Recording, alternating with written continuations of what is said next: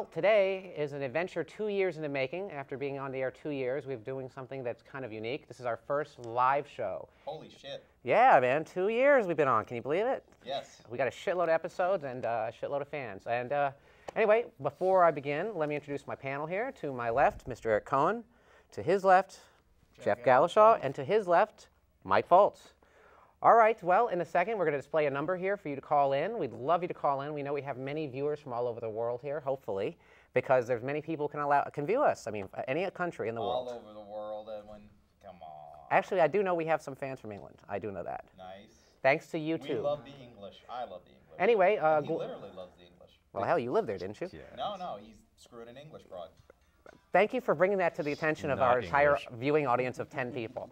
Anyway, Gloria, if you could be so kind to please display the live call-in number. I believe it is for those who are inclined to call. It is 212-757-1393. Is that correct? Community Cop. That's another show. That's our first show topic. See, the wonderful live world. A very indie film called The Community Cop. There we go. All right. All right. There's our number. 212-757-1393. Please call in. We won't bite. Just don't be a douche. Anyway, guys, let's talk. While we're waiting for our first call. By saying not to be a douche, doesn't that encourage all of our callers to be douches? Probably does, but hey, I used to call these shows and crank too. So hey. But anyway, let's while we're waiting for our first call, let's talk about what we've seen this last week, because this is a very impromptu show. So, Eric, what was your viewing of last week? I saw a movie called Once, Edwin. Once. Oh, the Irish film. The Irish film. Yeah, it was excellent. Probably one of the best films I've seen this year, actually. Just to encapsulate, it's a very low-budget film. It's about a relationship that ensues between this Irish singer and this sort of songwriter, female from Czechoslovakia. And it's just a platonic relationship. She's from the Czech Republic or Slovakia? Because it's no longer Czech. Oh, that's right, the Czech Republic. Thank you for correcting me. The movie's a musical. And it's one of the first movies I've seen where the music actually helps tell part of the story. There's no dancing or singing out of left field. It's not like Dreamgirls, though. No, it's not like Dreamgirls, no. I read somewhere where someone was comparing it to Hustle and Flow, but it's nothing like Hustle and Flow. So you say the music actually advances the plot. The music actually advances the plot, and it also really, these are characters that can only express themselves through the music they write. And it's just a very clever way of sort of forwarding the story. And it's not like one of these from left field, oh, I feel like singing, let's sing. I mean, there's a logic to why they sing in certain spots. Like if they're rehearsing a song, they suddenly break into that song. And the music is really good. The star of the film, Glenn Hansard, was a frontman for an Irish band called The Frames. And directed by NFL kicker John Carney. No. Well, it's directed by John Carney. But not an NFL kicker. Well, there's an NFL kicker named John Carney. Okay, I'll give you that. That's his doppelganger, people, just to let you know. But it was none of the actors are professionals. They're all musicians, and they do a bang-up job. I can't recommend this movie more. I saw this movie twice. Twice already? Yes, I did. Good God, man. Well, I've been wanting to see it. I've been hearing, though, that the lines have been so long. In fact, I've been reading a lot of celebrities have been in line for this movie as well. Well, it's only the playing first in time I saw it was Manhattan. all senior citizens. Really? I couldn't figure it out. Well, hell, go figure. But one of those senior citizens was the ghost of George C. Scott. Where you're going with this, I don't know. I believe we do have a first call, do we not? Hell, I was going to predict. Put that through. I'm glad. Hey, we got a call. Who's? Put that through, and let's see who it is. I hear a phone ring. That's my cell phone, but I think they're calling the wrong number. Well, when they put that through, first caller, Stella. Just put it through whenever you can, people back there. Do you have your cell phone on auto dial? No, I don't, actually. Speaking of George C. Scott, I saw a very strange DVD. It's not the DVD that I wanted to bring up in the first place, but I saw Petulia over the weekend. And I'm not sure if it was a good film or a terrible film. I was just very confused at the end of it. Tell us about the film, Mike. George C. Scott plays this very uptight doctor, and right from the get-go, the beautiful and talented Julie Christy immediately starts hitting on him at this party and wants to have an affair with this doctor really bad. And I just can't figure out what is going on because George C. Scott seems like the last person in the party that Julie Christy wants to have the affair with. Julie Christy also plays the title of the film, Petulia. and she's married to Richard Chamberlain, who's this most beautiful, perfect, spoiled rich boy, and I think, you know, and as the film goes on, you understand why she so badly wants to have this affair with, what's his name? George C. Scott. But it's still a very strange film, and it's just interspersed. Richard Lester, the director of Hard Day's Night and Superman 2, has interspersed so many like weird little moments, and it was shot in the Haight-Ashbury area of San Francisco. Right. And I don't know, like I said, I'm not sure if it was good or bad, but... But before, I want to repeat the phone number because I know some people on the web were not able to view it. A lot of blind people watching our film, so they need evidence. It is, no, because on the web they're not able to see it. The number, in case you guys want to call in, is 212-757-1393. Again, that's 212-757-1393. All right, well, what I saw this weekend, and I know Jeff has seen this, so that's why I thought I'd bring it up. I saw the follow-up to Hostel, Hostel 2, which actually... What did you two bozos think?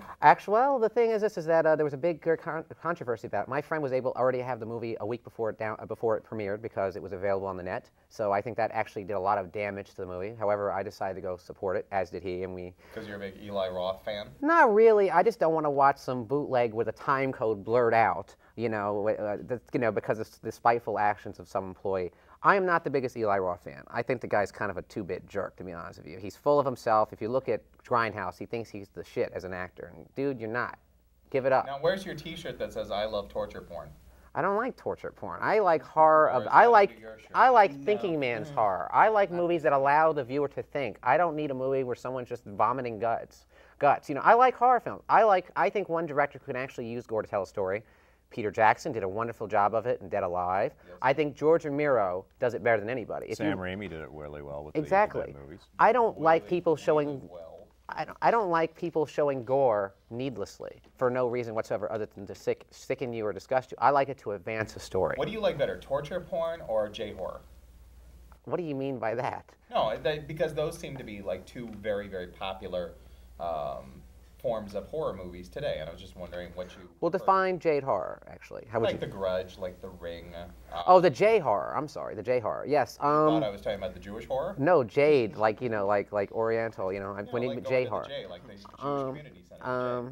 Yeah, forget it. Anyway, but no, I don't care for J horror. Which do you prefer, though, the torture porn or the J horror? I don't want to watch torture porn, but I rather watch movies that have like a thriller aspect. I actually prefer, I don't want to say torture, because I don't prefer either one of them to the other. I'm not a very big fan of J-horror. So what did you think of Hostel 2?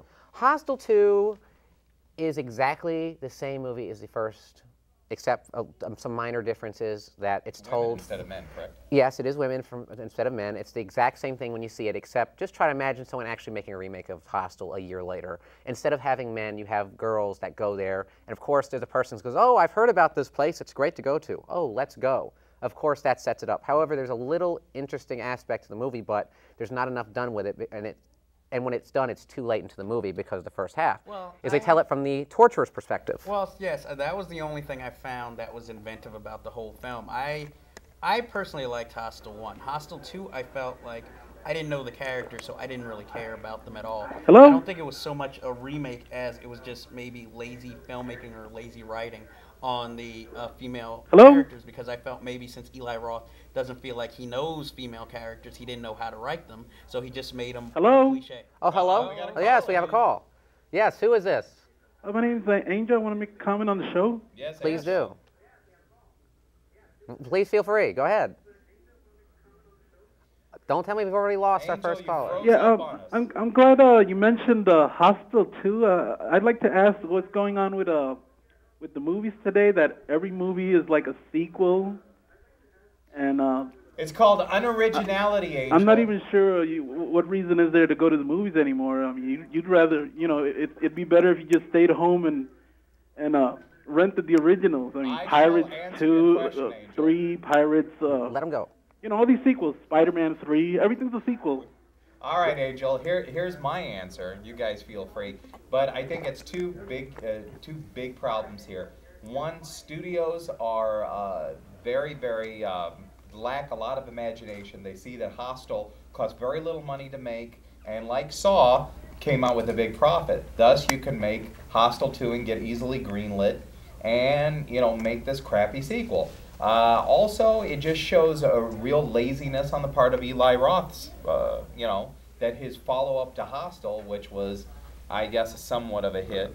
Hostel's a very big hit. Well, he's now talking about doing, because of all the hype around the trailer he shot for Grindhouse, he's going to make a whole movie of fake trailers. Because of course, that's not going to get greenlit. And his wasn't even my favorite one. I mean, actually, I thought that was the best piece of film work I've seen him do. I'll agree with you on that. But it wasn't my favorite trailer. I'd like to say something else before I go. Please do. Yeah, you guys are talking about J-horror. There's also a lot of really good Spanish films, and I'd like to make one recommendation is Tombs of the Blind Dead. They have I've seen Tombs of the Blind Dead. Yeah, they have a collection out now. It's in a coffin box. My friend actually worked on the supplements, and there's a lot of great lobby cards and extras. It's a very interesting series. I just think that it's kind of dated by the pace of the 70s. It's also interesting, too. Well, I highly recommend it. Wait, Angel, I have a quick question for you. Going back to the sequel thing, did you see any of the sequels that came out this past year? No, I'm waiting for them to come out on DVD like millions of other people. Save your money and use your Netflix, right? That's right. Damn right. Well, I'll recommend a movie to you. Okay. I'll recommend one to you. There's a movie you're going to love called Would You Kill a Child, which is about to come out on DVD within the next few weeks. It's one of the best horror films ever made, I think. It came from Spain. It's basically the story of... have you seen Children of the Corn, correct? Yes, I have. Well, try to imagine Children of the Corn done as in the Blind Dead style. It's a superb movie. I highly recommend it. But to further just answer your question about sequels, I think the thing about a sequel... other people might want to call in. It's a guaranteed hit, and they have marketing tie-ins and everything, and why take a risk on something that's not proven profitable in the past? All right, thank you, Angel, for your call. Thanks, Angel. Okay, you guys have a great show. Thanks for calling in, and thanks for being our first caller. Yeah, that was great. But what do you think about the sequels today? Have you seen any sequels that you like? Because today sequels do not outperform. The Grudge 2. I thought The Grudge 2 was fantastic. It was actually legitimately scary.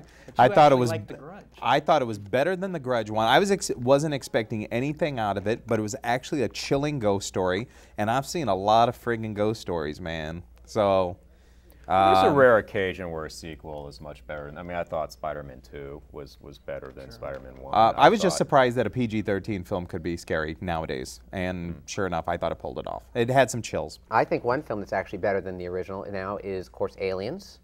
It's a great sequel. Alien and Aliens are just so two different films. But that's what I like about it, is that it's a sequel that does not retread the original. Yeah. I wouldn't say it's better than the original. I would just say it was a great sequel. Well, it's like The Godfather 2. You have to see the first one. And Empire Strikes Back, I think, is better than Star Wars. I'll agree. That's one I can agree with you on, and one more I can agree with you on. The new cut of Superman 2 by Richard Donner, which I think is amazing improvement over the one that came out, and it's actually better than Part 1, I think. I love the new Superman Donner cut.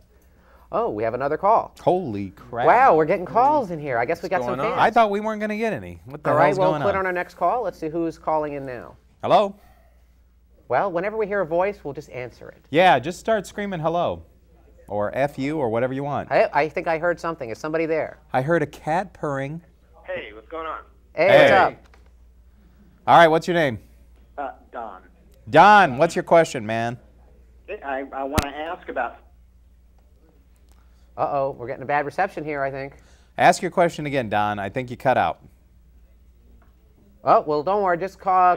Oh, there you go. Hello, Don. Now you're back. Okay. Ask away. Okay, who is this? Hey, this is Richard. What's up, Mike? Hey, Richard. This is my good buddy, Richard Christy of the Howard Stern fame. This guy is a #1 horror fan that I know. He should be the fifth. You're here in spirit, Richard. What's that? You're here in spirit right now. Oh, well, thank you. Thank you. I love the guy that commented on the Spanish horror a while ago. Those are some of my favorite movies, too. Yeah, Tomb of the Blind Dead and such. Although Edwin said they're outdated, so I don't think they're outdated. I love Spanish horror. I just don't. He said he doesn't like Spanish people. Hey, isn't Let's what the hell? Who the fuck do you think you are? Isn't Let Sleeping Corpses Lie technically a Spanish film? Now that is a co-production with English and Italian. I think it's perhaps the best zombie film not made by Romero. It's a masterpiece. Highly recommend it. You know another great Spanish film. Have you guys seen The Beast? Oh, you mean oh God, what's his name? I can't think of his It's like name. a long-haired heavy metal guy, and it's a priest, and they're trying to stop Day Satan. of the Beast. Day of the Beast by Alex Day D. of the Beast, Iglesias. That's it. Yeah, that's a great movie. Yes, it is. Where the priest actually has to commit sins to actually summon the devil, I believe. Yeah, yeah. I haven't seen that, but just from that description, I want to see that now. Well, It's Richard, amazing. there's one that I would like you to see. There was one I was just talking about, is Would You Kill a Child, which I think is an amazing film where these two English tourists go to a Spanish island, and it's inhabited by just children who have supernatural powers and have killed all the adults on the island. Kind of like a Spanish version of Village of the Damned. But it's better. You have to see it. It's coming out in a couple of weeks. It's definitely one of the best Spanish horrors that no one's ever heard of. It's the first time it's ever been released in America. So. Did you guys see 28 Weeks Later? I thought for a sequel it wasn't too bad. Yeah, we reviewed it, I think. That I don't think that episode that has hasn't aired yet. yet, but you'll see it next Yeah. week, hopefully. Next week's episode, Rich, and everybody else that watches our show, you've got to see next week's episode is going to be Diseases and the Apocalypse, and we're going to talk about 28 Days Later, 28 Weeks Later, the Omega Man, and Andromeda Strain. And basically, to cap off what I thought about 28 Weeks Later is, I thought the first one was better. It seemed to have more of an original bent. I liked the where 28 Weeks Later was going. I just felt that the whole zombie GPS thing with Robert Carlyle being able to seek out and hide wherever he could, be an intelligent guy with rage and have like his family pictures and show up at the most opportune moments was incredibly far-reaching. I thought it was better, except that some of the plot holes just drove me absolutely apeshit. I will say the first half of 28 Days Later is perhaps the best of the two movies. However, as a whole, the second movie is stronger, in spite of all the plot holes. I like the second one, but I thought it was relentlessly grim. I mean, I like grim horror films. But I agree. I just thought it just went to a point where I didn't care about the kids. You know, I actually hated the kids doing stupid things, and I did have the problem with the zombie GPS. What about you? Did you see it? I would talk about it more, but I have not seen the film. Well, did you like the first one? I enjoyed the first one. I thought it was a good piece of filmmaking. I liked the first 20 minutes when I didn't know what was going on exactly. And then as the story started picking up, it kind of went a little lower, but I enjoyed the film. I thought the second one was stronger, and in fact, I loved one thing. Like you said, the grim aspect of the second one is what I loved. I loved that it's like, whoa, this person died. Holy shit, real life sucks. Well, People die. I like the idea of that, but I thought the first one had more humanity or something to it, where I really felt for the characters. Whereas this one, it just everything happened so quickly that I don't recall a single character that I felt. I like the American soldier character, Jeremy Renner, the sniper, Mr. Dahmer. Right, and I enjoyed him. I'm not sure I cared about anybody else. I thought it was very well directed. I thought it was pointless to bring the mom back. Just have Robert Carlyle gouge her eyes out on the table. There was lazy writing. There was no catharsis in there whatsoever. So anything else, Richard, you like us to talk about? I mean, I appreciate you calling in. It's an honor. I'm a fan. In fact, I just watched you on Howard TV, streaking in front of the entire audience of the Stern Studio. So. Oh, good for you. I think Richard's gone. Well, Richard, thanks for the call in. If anybody has any films to recommend on streaking, we would be more than happy to discuss them. Yes, with the bikini body wax. I saw a very interesting film on DVD that my cohort over here, Jeff Galashaw, recommended called Hardcore, a Greek film about two very comely prostitutes. And if you don't know the word comely out there, it means really, really smoking hot. Two Greek prostitutes who decide that halfway through the film that they want more from their lives than just be drug-addled prostitutes. And they decide to take revenge on their pimp and go for a life of using fame to their benefit. And the film's okay. It's relentlessly grim. The director shows some imagination, but just to see it for the two lead actresses. But is this like a Thelma Louise? Is it like what that kind French of film Thelma and with the Louise two, like? Secret Things. No, not Secret. Well, Secret Things. But there's that other movie that was I forgot the French name. The American translation was Fuck Me. Baise-moi. Yeah, it sounds like it's that. It's not as hardcore as Baise-moi. But Baise-moi is a porno. Transfer any calls that come in. Just put them over there, and we'll talk to them. Because I thought I saw you had another call for us. But Basme, now what's this film Hardcore? Where did you see this? Is it out now? It was a DVD. I had one friend recommend it. Then weeks later, Jeff recommended it. So. It sounds a lot like a movie that my friend just put out called Singapore Sling, which is a Greek film with these two sisters who kill someone. It's a very unique little film. Highly recommend you guys check that out. Well, if you like, nudity and hot chicks. Not necessarily if you like. I guess if you like prostitutes, I don't know, but just hot chicks that are naked. The film can use as many viewers as it can get. It's so not. If you like viewers. Also, the French film Secret Things has two of the hottest actresses. They're French, but two of the hottest French actresses you've ever seen. It's a terrible fully film. nude. It's Secret really Things. bad. I saw it and I thought it was awful. Is it one? But is it you one don't spank see up? it for the movie. It's a Zalman King film. I mean, Zalman King? Are you fucking kidding? You just see it recommending for. me a Zalman I'm just King recommending movie? it for the two French women that are so gorgeous and completely naked. God. you got cable. You can watch it on Cinemax. It's about the same. Kind Maybe. Of film. Skinamax. You saw it. I did, because based on your recommendation, I thought it was going to be something really good, and I was just like, "What the fuck is this?" Yeah, I don't think the story was that great. Oh, God, finally, you're The honest women about were it. really hot. I can't help it. I'm sorry. What's the part you liked about it? Hello, caller. Hello. Whoa. Whoa! Hey, my name is Pete. I just want to say I really like you guys. You Thanks, guys have Pete. a really good show. Thank you. And I just wanted to, you were talking about sequels. I think one of the best sequels I've seen was The Devil's Rejects. Oh, Yes. Oh, couldn't agree with you more, Pete. Awesome. Great Edwin's choice. disagree. So I'm getting into this. If you want to see Screw my, him. if you want to see my comments, you can view them on our YouTube page, which hopefully our wonderful Wait, I got director to will get put into that. this. You liked House of a Thousand Corpses better? I than didn't Devil's really care Rejects? for either one of them, to be honest with you. I think Rod Zombie as a director really sucks. In fact, I think his Halloween sequel is a bastardization. In fact, I read the script for Halloween, okay? I don't disagree with you from what I've heard about that. They And send I'm a not fan 10-year-old of House of kid. a Thousand They Corpses, send a but I love 10-year-old Devil's kid to the Rejects. death. They give him the death penalty for committing a murder. It's just like the death penalty did not exist for children 10 years old in 1970 or whenever when the movie's supposed to take place. Also, after, it's just In Madrid. well, not in Haddonfield, Illinois. But I'm not a fan of Rob Zombie at all. I'm sorry. I mean, if you like, we were talking earlier about the trailers from Grindhouse. If you asked me, I honestly think that the trailer for Grindhouse is, his is the worst. It's too silly, and the reason that those movies were so enjoyable before is that they were taken seriously and it was campy. He intentionally was campy, and he just does not know how to direct that sort of thing. Did you see Grindhouse? Oh, I did see Grindhouse. Did you like it? I enjoyed the film. I agree with his comment, and I also felt that it proved maybe that Robert Rodriguez isn't the quality of director that he thinks he is. I'll admit, he does work hard. If you read all these articles and you see him at work, he does try, but it's just like Hey when guys, I got a question for you. Oh, sure. All right. Go ahead. I'm sorry. Is this Pete still? No, this is Don Garisco. Oh, hey, Don. Don. Hey, here, Don. Don. This is my friend Don Garisco. He actually writes for me, and he's a Your fan of our friend? show. Then his He friend. is my friend. Yeah, I just had a couple of personal favorites that I wanted to ask about, see if any of you guys had seen them and what your thoughts were. The first is Big Wednesday. The surf Oh, film. yes. Oh, I haven't seen it in a while. That is the John Milius Yeah, I saw it film. a while Well, I'm a ago. I John don't remember Milius it that fan. much. I love John Milius. That guy he can do absolutely no wrong. Red Dawn is a terrible film, yet I can watch it you over love and Red over Dawn. and over and over again. I can quote Red Dawn. But you have a crush on Powers Booth. And yeah, I do. And his Conan the I will go on record by saying his Conan the Barbarian is one of my 10 favorite films of all time.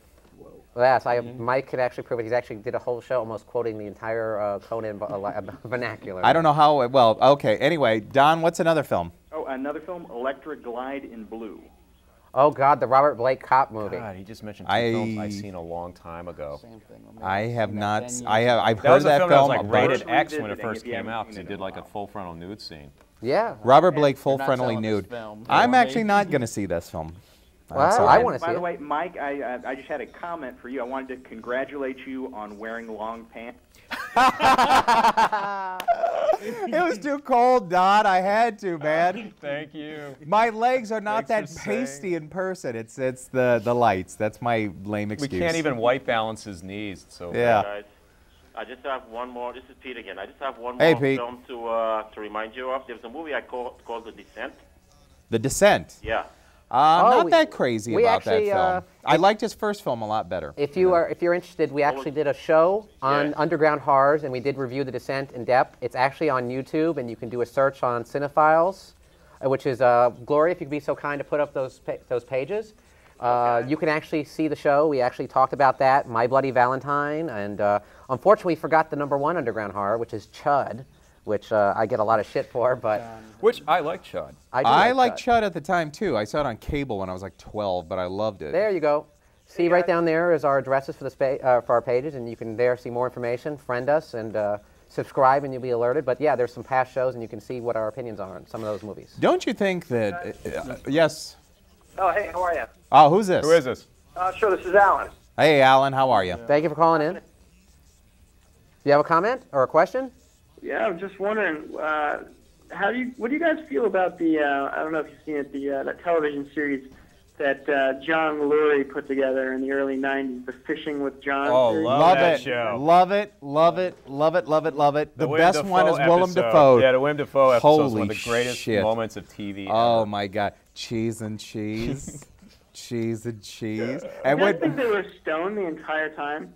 maybe. When Willem Dafoe is sitting talking about how much he wants a Pizza Hut pan pizza, and then Dennis Hopper has the best line of the whole series when he's sitting there shooting pool and John Lurie is talking in his ear the whole time, and finally Dennis Hopper just goes, "You know something? I don't know what you're saying, but I agree with you." And I've used that line before. It's one of the greatest lines of all. Hello? Hello. Yes. Who's this? Hey, it's Richard again. Hey, Rich. Sorry about that, guys. Hey, I have two more quick points. Yes, sir. You said you're doing a show on the apocalypse movies? Yeah. Diseases in the apocalypse.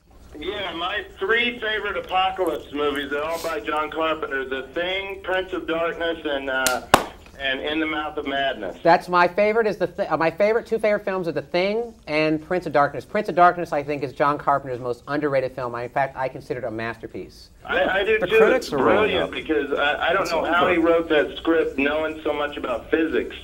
Like the stuff they explain is just mind-boggling in that script. It is definitely a brilliant movie. Rich, if you like that, you gotta check out the Quatermass. Better yet, series. Richard, check out any film written by Nigel Neal. 6 million miles to Earth. Carpenter's That's who greatly they influenced by. Yeah, that's who he was inspired by for that. Well, Richard, thank you for calling in, and I'll send you a list through your MySpace page. Thanks, guys, for calling in. Guys. Thanks again, Richard. Take it easy, Rich. Okay, I'll see you on Thursday. Oos. Okay. All right, everybody. Good night.